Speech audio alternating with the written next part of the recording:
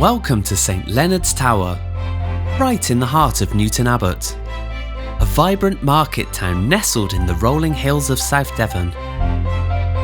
This striking medieval landmark has stood here for over 800 years, watching over centuries of change. Once a part of a chapel, the tower has witnessed everything from royal declarations to bustling market days, and it still stands today as a proud symbol of the town's rich history.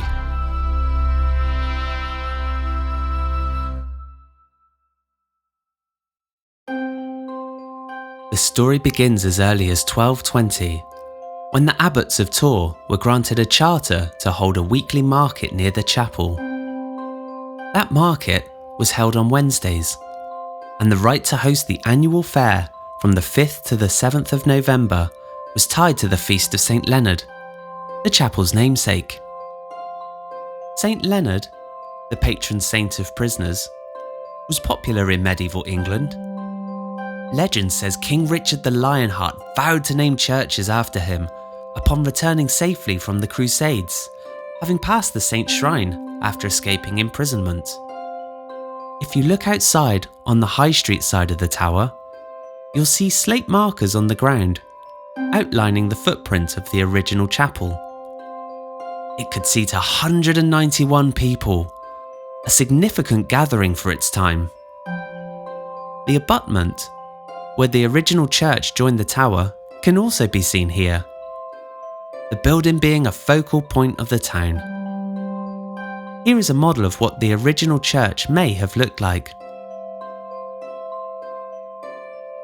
On the south wall, there once stood a small oak door, known today as the Raleigh door. This private entrance belonged to the Raleigh family, who lived nearby in East Street and were related to Sir Walter Raleigh, the famed explorer. That door has been preserved and is on display inside the tower.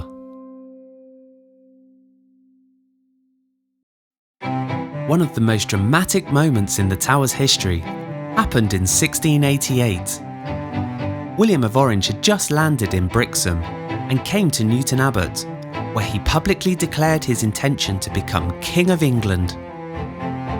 That declaration was read at the Market Cross, right next to the chapel, on a bustling market day. The townsfolk cheered, the bells rang out, and history was made. Future King William III continued to Ford House, where he was hosted by Sir William Courtenay, and his troops camped nearby at Milber Down. The procession would have been a spectacular sight for the people of Newton Abbot, with a reenactment taking place in July 1973.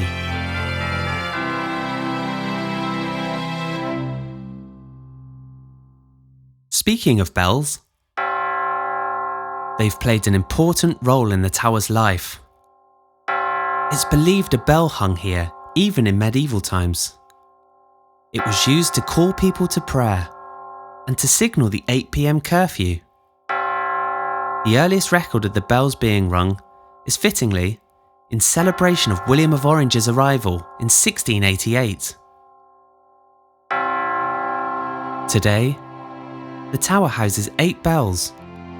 The first 6 were installed in 1772 by Pack and Chapman, the same foundry that later became the famous Whitechapel Bell Foundry in London. In 1887, 2 more bells were added, funded by public donations for Queen Victoria's Golden Jubilee. During the Second World War, the bells fell silent. Their ringing was banned, reserved only as a warning signal for invasion. With their timber frames slipping after the war, and no funds to repair it, the bells remained still for decades.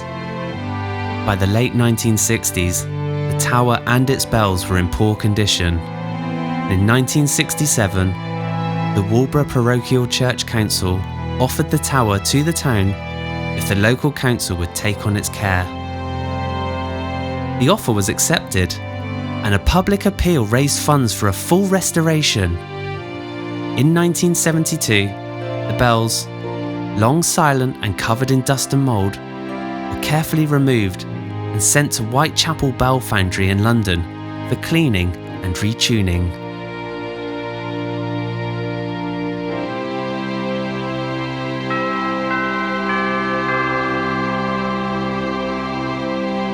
They returned in April 1973 and were installed in a new steel frame.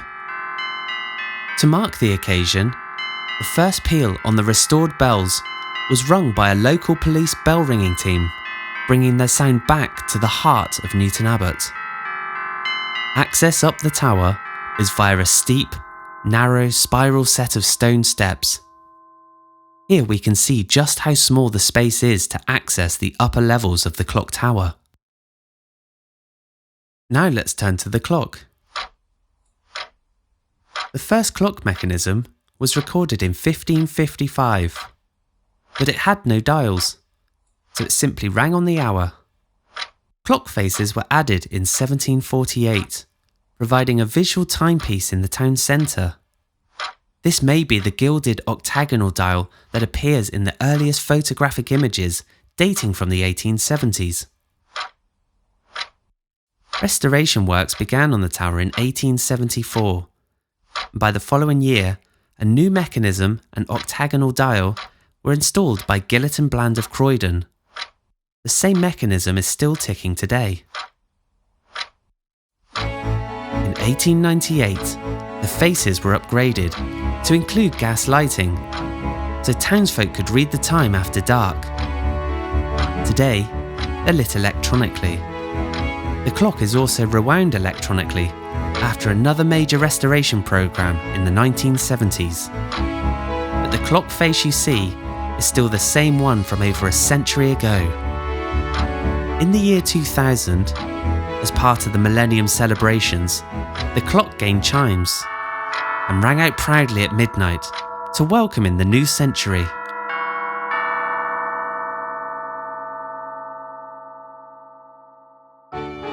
By the early 1800s, the chapel had fallen into disrepair and services stopped. By 1836, the building, apart from the tower, was demolished to make way for traffic. Thankfully, local residents fought to save the medieval tower, and their efforts were successful. In 1887, the tower was restored for Queen Victoria's Jubilee. Today, it stands not just as a timekeeper, but as a witness to centuries of Newton Abbot's history, from medieval fairs to royal declarations, wartime silences to joyful restoration. St Leonards Church, which now houses Newton Abbot Museum, was built in 1835 to replace the dilapidated chapel and to house the growing congregation of Newton Abbot.